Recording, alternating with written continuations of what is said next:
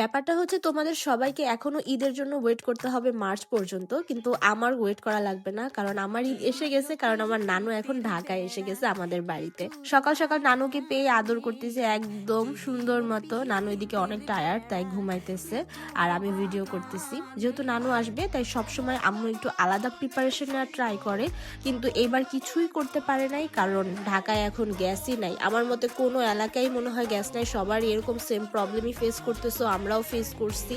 That's why আমি কি করছি, আম্মুকে সাজেশন দিয়েছি যে বাইরে থেকে খাবার নিয়ে আসি। সো আমি বাহির থেকেই খাবার নেওয়াটা পছন্দ করি। সো আমি হচ্ছে এটা হোম পেজ থেকে খাবার অর্ডার দিচ্ছি, যেহেতু নানু আসবে আর নানু হোমমেড খাবারই বেশি পছন্দ করে।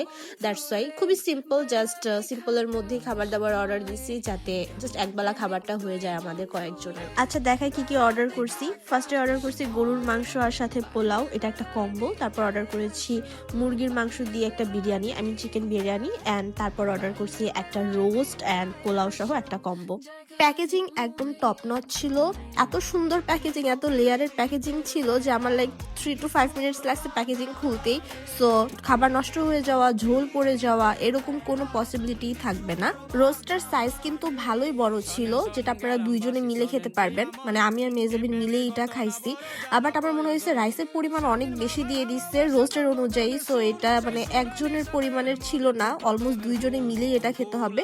কিন্তু যদি একটু ঝোল বা কারিটা বেশি দিত তাহলে ভালো হইতো, মানে একটু কম হয়ে গেছে আমার জন্য। আদারওয়াইজ টেস্ট যদি আমি হিসাব করি খুবই ভালো। নেক্সটে ছিল এই চিকেন বিরিয়ানিটা, এটা একদম চিকেনের ছোট ছোট পিস দিয়ে একটা বিরিয়ানি মেক করা হয়েছে।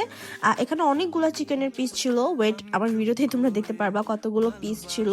বাট ভিতরে আরো অনেকগুলো ছিল, যেগুলো জাস্ট উপরে ছিল লেয়ারে, আমি ওগুলোই তোমাদের দেখাচ্ছি। পিসগুলো খুব বড়ও ছিল না, ছোটও ছিল না, মাঝারি আকারের ছিল। সো ওয়ার্থ ইট, আমি বলবো যে একদম হোমমেড অনুযায়ী, প্রাইস অনুযায়ী রিজনেবল এর মধ্যে it's a good one. Roast pulao আর বিরিয়ানি খেয়ে ট্রাস্ট মি আমার পেট ভরে গেছিল, কিন্তু বিফের অ্যারোমাটা এত বেশি মাউথ ওয়াটারিং ছিল। So I had to try this one. আমি একটুখানি পোলাও নিছি, তার সাথে এক টুকরার মতো বিফ নিছি, নিয়ে ওইটা ট্রাই করছি। এটার স্মেলটা এত সুন্দর, মানে বাটা মশলার একটা স্মেল আসতেছিল, যেটা আমরা যে নানু দাদুরা বানায় না গ্রামের বাড়িতে, ওরকম একটা স্মেল। এখন তো সব রান্নায় পাউডার মশলা ইউজ করা হয়, সো বাটা মশলার একটা ঘ্রাণই আলাদা। So I loved it.